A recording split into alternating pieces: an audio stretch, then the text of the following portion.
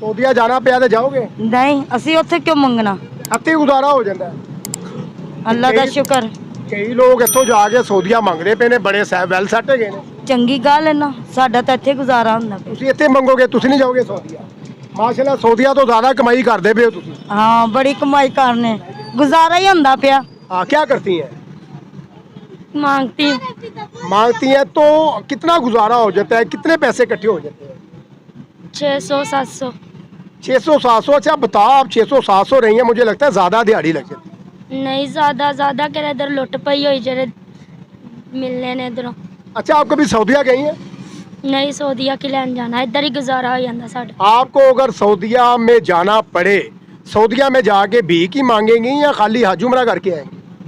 आज उम्रा करके वापस आ जाऊंगी कि मांगने क्या करने जाऊं? नहीं तो कहते तो पाकिस्तानी यही है कि हम हज और उमरा करने जा रहे हैं, वहाँ पे जब डॉलर देखते हैं ना तो उनका दिल बेईमान हो जाता है। ਉਹ ਪਾਗਲ ਹੁੰਦੇ ਨੇ, ਇਧਰੋਂ ਅੱਜ ਕਰਨ ਜਾਂਦੇ ਨੇ, ਉਧਰੋਂ ਮੰਗਣਾ ਸ਼ੁਰੂ ਕਰ ਦਿੰਦੇ ਨੇ। ਪਾਕਿਸਤਾਨ ਤੇ ਜਿਹੜਾ ਭੀਖ ਮੰਗਦੇ ਹੋ, ਕੀ ਵਜ੍ਹਾ ਹੈ, ਕੀ ਮਜਬੂਰੀ ਹੈ ਤੁਹਾਡੀ? ਅੱਬੂ ਮੇਰਾ ਬਿਮਾਰ ਰਹਿੰਦਾ ਹੈ, ਉਹਨੂੰ ਹਰਨੀਆਂ ਦੇ 3 ਆਪਰੇਸ਼ਨ ਹੋਏ ਨੇ, ਸ਼ੂਗਰ ਹੈ, ਇਸ ਵਜ੍ਹਾ ਤੋਂ ਮੰਗਨੇ ਆ। ਪੈਰ ਹੁੰਦੇ ਸਾਰੇ ਖਰਾਬ ਹੋਏ ਹੋਏ ਨੇ, ਇਸ ਵਜ੍ਹਾ ਤੋਂ ਮੰਗਦੇ ਆ। ਸਾਨੂੰ ਇਹ ਮਜਬੂਰੀ ਹੈ। ਇੱਕ ਭਾਈ ਹੈ, ਉਹ ਰਿਕਸ਼ਾ ਚਲਾਉਂਦਾ ਕਿਰਾਏ ਤੇ ਲੈ ਕੇ, ਤੇ ਉਹਦਾ 1000 ਰੁਪਇਆ ਦਿਹਾੜੀ ਕੱਢੇ ਜਾਂ ਘਰ ਖਰਚਾ ਲਿਆਵੇ।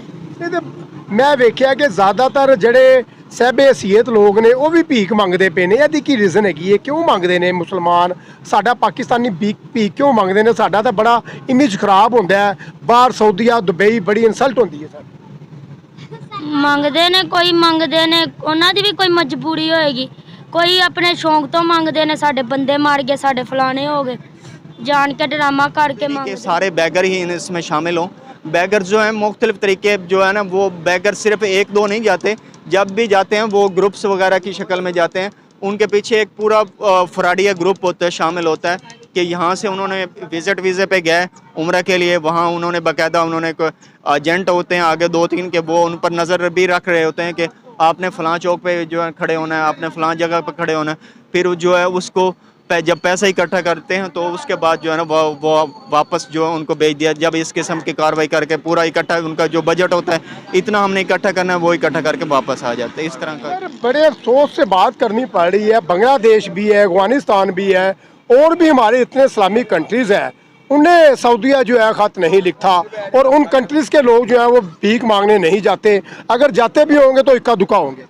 असल में जो है ना हमारा इमेज जो है इंटरनेशनली तौर पर बहुत ख़राब हो चुका है इस के हवाले से, क्योंकि हमने सिर्फ जो है मुल्क को जो है ना कर्ज़े ही पे चलाना है। हमने ना कोशिश करनी है कि इसको जो है ना कम से कम खर्चे, हालांकि जितने हमारी जो है अपने जो है हम मिलियन और डॉलर्स की शक्ल में, अरबों डॉलर की शक्ल में हम कर्ज़ा लेते हैं, तो उसको IMF से कर्ज़ा लेते हैं तो हमें ये पता नहीं होता कि हमने कि कितना पे उसको रिटर्न करना है।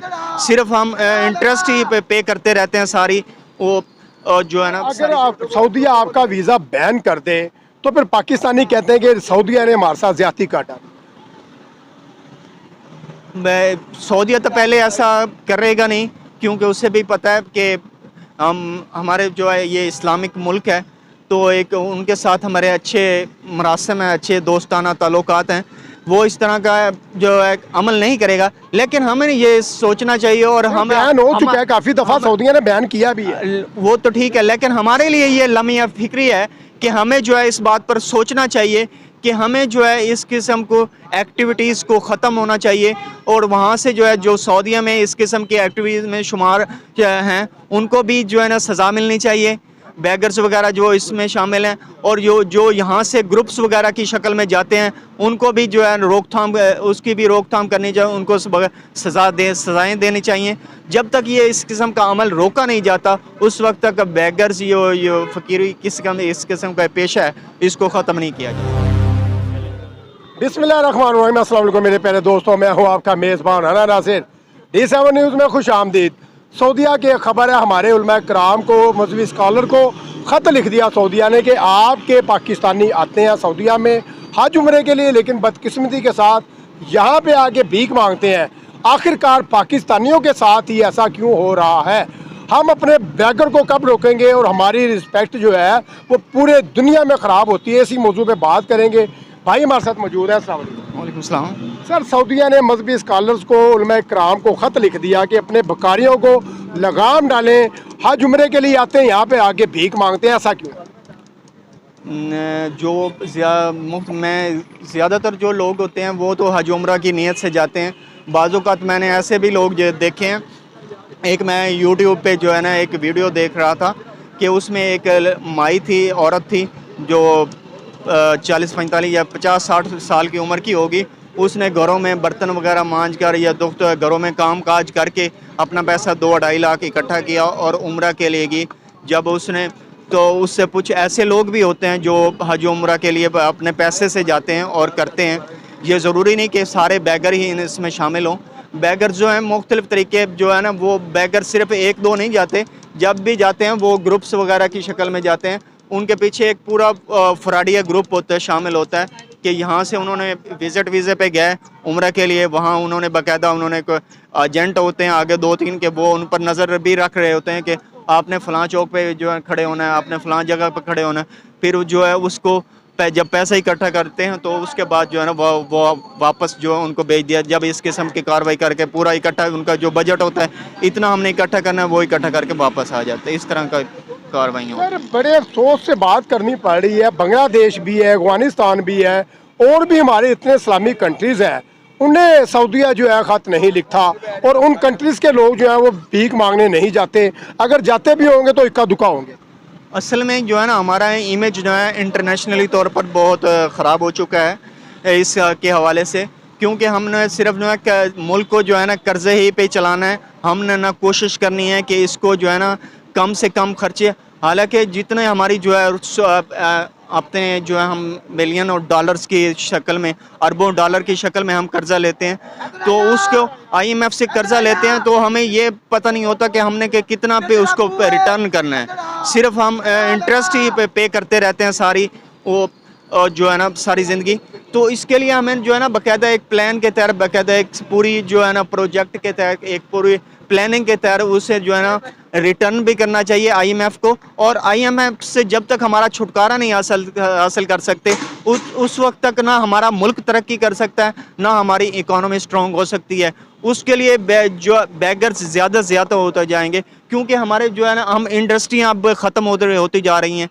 जो उसके बाद जो है ना आपके जो है ज़्यादातर जो है आप देख रहे हैं रियल एस्टेट का काम ज़्यादा ज़ोरों शोर से चल रहा है, या इस किस्म की ज़्यादातर एक्टिविटीज़ चल रही हैं। सर, अगर सऊदीया आपका वीज़ा बैन कर दे तो फिर पाकिस्तानी कहते हैं कि सऊदीया ने हमारे साथ ज़्यादती काटा। सऊदीया तो पहले ऐसा करेगा नहीं, क्योंकि उसे भी पता है कि हमारे जो है ये इस्लामिक मुल्क है, तो एक उनके साथ हमारे अच्छे मरासम हैं, अच्छे दोस्ताना ताल्लुकात हैं।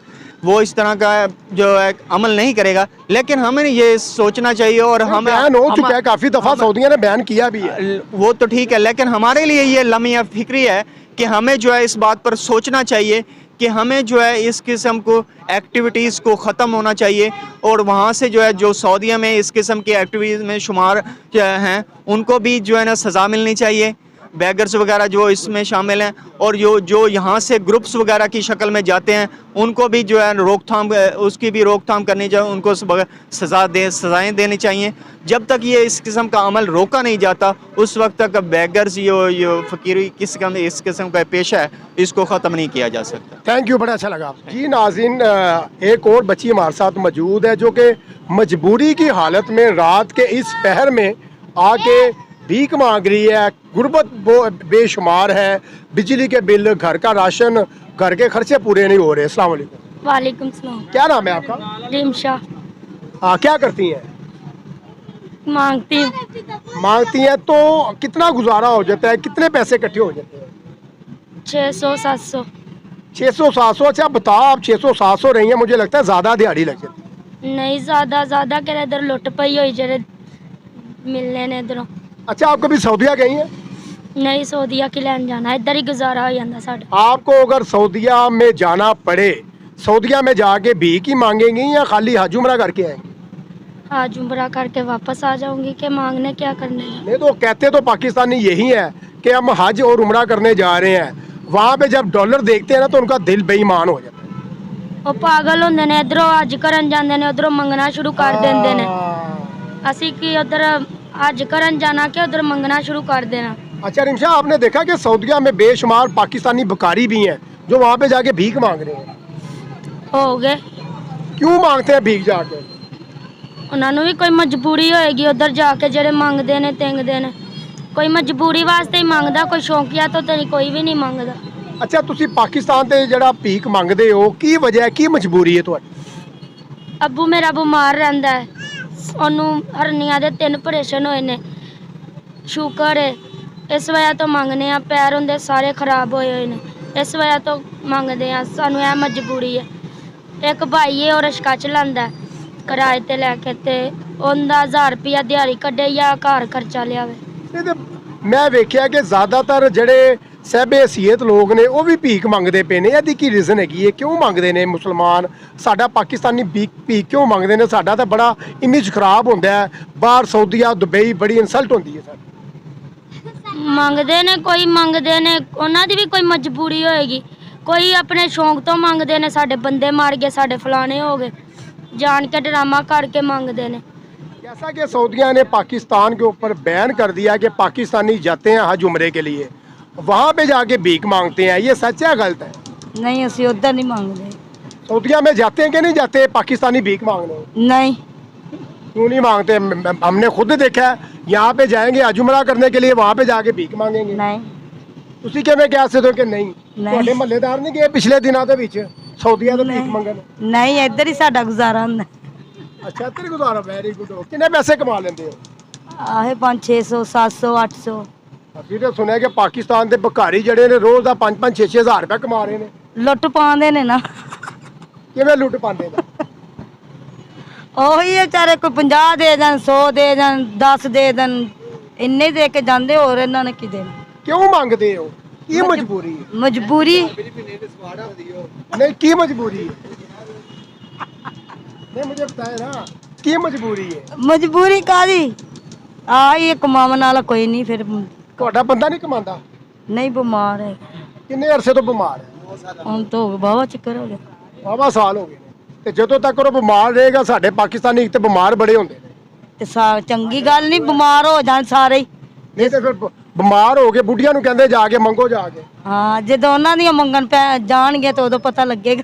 ਓਏ ਹੋਏ ਹੋਏ, ਇਹ ਤੇ ਤੁਸੀਂ ਬਦਵਾ ਦੇ ਰਹੇ ਹੋ ਨਾ, ਇਹ ਤੇ ਬਦਵਾ ਦੇ ਰਹੇ ਹੋ। ਤੇ ਬਾਦ ਹੋਈ। ਅੱਛਾ, ਮੈਂ ਸੁਣਿਆ ਕਿ ਪਾਕਿਸਤਾਨ ਦੇ ਵਿੱਚ ਕਰੋੜਾਂ ਦੀ ਤਾਦਾਦ ਨਾਲ ਬਕਾਰੀ ਪਾਏ ਜਾਂਦੇ ਨੇ। ਕੋਈ ਨਹੀਂ, ਹਰ ਦੂਸਰਾ ਤੀਸਰਾ ਬੰਦਾ ਮੰਗ ਰਿਹਾ ਹੈ, ਬੱਚਾ ਮੰਗ ਰਿਹਾ, ਔਰਤਾਂ ਮੰਗ ਰਹੀ ਹੈ। ਇੰਨੀ ਗੁਰਬਤ ਆ ਗਈ ਹੈ। ਤੇ ਹੋਰ ਆਣੀ ਹੈ, ਗਰੀਬਾਂ ਦੇ ਤੇ ਆਣੀ ਆਣੀ ਹੈ। ਹੁਣ ਅਗਰ ਤੁਹਾਨੂੰ ਵੀਜ਼ਾ ਮਿਲੇ ਸਾਊਦੀਆ ਜਾਣ ਦਾ ਤੇ ਜਾਓਗੇ ਸਾਊਦੀਆ ਤੇ? ਨਹੀਂ, ਸੂਦੀਆ ਕਰ ਲੈਣਾ। ਜਾਓਗੇ ਸੂਦੀਆ ਕੀ ਲੈਣ ਜਾਣਾ? ਉੱਥੇ ਜਾ ਕੇ ਮੰਗਣਾ, ਉੱਥੇ ਜਾ ਕੇ ਆਪਣਾ ਬਿਜ਼ਨਸ ਕਰਨਾ। ਸੂਦੀਆ ਵਾਲਿਆਂ ਨੇ ਸਾਰਾ ਬੈਂਕ ਸਾਨੂੰ ਦੇ ਦੇਣਾ। ਨਹੀਂ ਤੇ ਸਾਊਦੀਆ ਤੇ ਇੰਜ ਹੀ ਹੋ ਰਿਹਾ ਹੈ, ਦੇ ਰਹੇ ਨੇ ਆ ਕੇ। ਹਾਂ, ਨਹੀਂ, ਦੱਸੋ ਫਿਰ ਸਾਊਦੀਆ ਜਾਣਾ ਪਿਆ ਤੇ ਜਾਓਗੇ? ਨਹੀਂ, ਅਸੀਂ ਉੱਥੇ ਕਿਉਂ ਮੰਗਣਾ? ਇੱਥੇ ਗੁਜ਼ਾਰਾ ਹੋ ਜਾਂਦਾ ਹੈ। ਅੱਲਾ ਦਾ ਸ਼ੁਕਰ। ਕਈ ਲੋਕ ਇੱਥੋਂ ਜਾ ਕੇ ਸਾਊਦੀਆ ਮੰਗਦੇ ਪਏ ਨੇ, ਬੜੇ ਵੈਲ ਸੈੱਟ ਹੈਗੇ ਨੇ। ਚੰਗੀ ਗੱਲ ਹੈ ਨਾ, ਸਾਡਾ ਤਾਂ ਇੱਥੇ ਗੁਜ਼ਾਰਾ ਹੁੰਦਾ ਪਿਆ। ਤੁਸੀਂ ਇੱਥੇ ਮੰਗੋਗੇ, ਤੁਸੀਂ ਨਹੀਂ ਜਾਓਗੇ ਸਾਊਦੀਆ? ਮਾਸ਼ਾਅੱਲਾ, ਸਾਊਦੀਆ ਤੋਂ ਜ਼ਿਆਦਾ ਕਮਾਈ ਕਰਦੇ ਪਏ ਹੋ ਤੁਸੀਂ। ਹਾਂ, ਬੜੀ ਕਮਾਈ ਕਰਨੇ, ਗੁਜ਼ਾਰਾ ਹੀ ਹੁੰਦਾ ਪਿਆ। ਬਿੱਲ, ਕਿਰਾਇਆ ਤੇ ਬੱਚਿਆਂ ਦਾ ਖਰਚਾ। ਚਲੋ ਜੀ, ਠੀਕ ਹੋ ਗਿਆ। ਬਿੱਲ, ਬੱਚਿਆਂ ਦਾ ਕਿਰਾਇਆ। ਸਾਊਦੀਆ ਨਹੀਂ ਜਾਣਾ, ਪਾਕਿਸਤਾਨ ਦੇ ਵਿੱਚ ਹੀ ਮੰਗਣਾ ਜੀ।